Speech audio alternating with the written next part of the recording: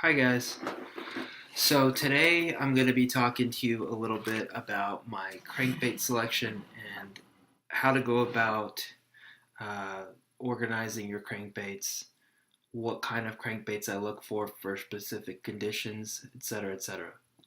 So I don't know how well you can see this, but this is my box here.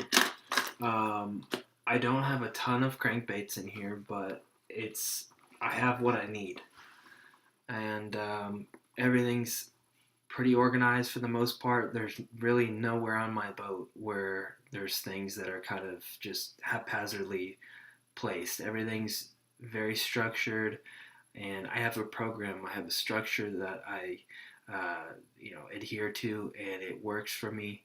It's all about systems and efficiency in order to be a super good angler. So that being said, let me talk to you a little bit about the colors that I use, how I have everything laid out here, what's going on. Um, I'm gonna open everything up in a minute here, but um, basically what I have is on the top. I have all my shad, not my shad, excuse me, my perch type colors. Everything up here represents some sort of perch or sunfish, that family of forage. And I have everything distinguished by families. I have boxes of soft plastics that are just craws. I have, flukes. Everything. I think about where the fish are at, what they're keyed in on, what they're eating, what level they're at. The level that they're at in the water determines what tackle I use in terms of weight, the presentation that I use, etc., etc. But anyhow, related to crankbaits, I have my family up here of perch sunfish colors. Below that, I have my clear water shad type colors. Below that, I have my stained water shad type colors. And then here on the bottom, I have a couple miscellaneous. One's like a striped bass type color, like a hybrid striped bass type color, and a like a red crawfish color. I have a lot of crawfish crankbaits, so don't get me wrong. I know you see one here, but I have square bills, boxes of square bills that have craw patterns, multiple different shades and hues, and all kinds of stuff. It's just I'm used to fishing shallow rocks for crawfish on lakes like Lake Waco, where the water quality and the color of the water is such that the fish spend most of their life in shallower water. So that being said, let me just open up here and just show you what I've got going on. As far as brands, I'm pretty particular. I have fished so many different brands of crankbaits, and I found ones that I really like. This is a Yozuri. This is the 3DB series, and it is by far my most favorite crankbait that has been made to this point. I wrote a small, short book on some of the techniques and things that I do on my website, and I talked a lot about this crankbait. It's just superb, and I like the profile of it, everything about it to me, the color, um, the bill type, the shape of the bill, the way that this runs true out of the package. I mean, it's an excellent crankbait, and so that's why I have that one. But this one, like you could see, it has a lot of blues and yellows and greens. It has a little orange under the chin there, and um, this belongs to this top family. This is my perch sunfish type group. Now, I wanted to point out that I'm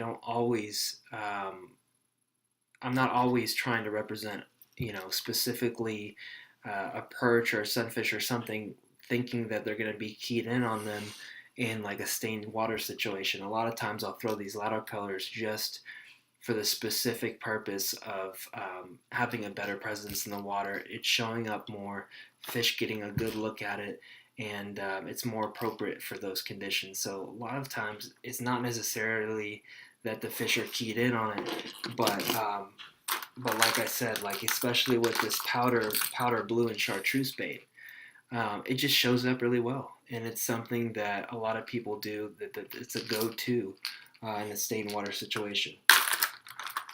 So I have a variety of different ones up here. This is a Strike King 6XD. I love this color. I think it looks awesome. Maybe, I think sometimes just having confidence in your lures helps a lot. You'll throw it more, and you'll get more bites because of it. So that's one that I like a lot. Still, we're in that top family of forage, that perch type family. And then moving down to my Clearwater minnow type stuff, threadfin, stuff like that in clear water. I learned a long time ago to throw these ghost type crankbaits on lakes like Canyon Lake, Lake Mead, where I grew up fishing. At the time, I didn't really know what I know now, but I realized I came to learn how to fish clear water, and this is excellent for one of two reasons. Well, it's basically the subtlety is really good, but the clearness of it. In clear water, fish don't get a good look at the coloration. It's more about trying to disguise your bait and showing more of the bait fish profile. So they'll follow the actual outline of the bait, and when it's moving through the water, it'll mimic a bait fish, but it's not necessarily that they're keyed in on the coloration. So I want something as natural, transparent as possible, very subtle, that gets them intrigued, and they don't get a good chance to look at it before they strike. So that's a really great, excellent color. This happens to be it's an Academy brand. It's H2O Express, but it's still a good crankbait. The only thing that I do on these H2Os, these bargain type crankbaits, the only thing I do is I upgrade the split rings to a little higher quality, and then I upgrade the hooks always. Really, for most crankbaits I use, Strike King out of the box has really good quality hooks, it seems like. But for these bargain type ones, I always put on good quality hooks. It's just not. It's not worth losing fish. Every little edge that I can have, if it's putting premium hooks on a bait, it makes the difference in the long run. So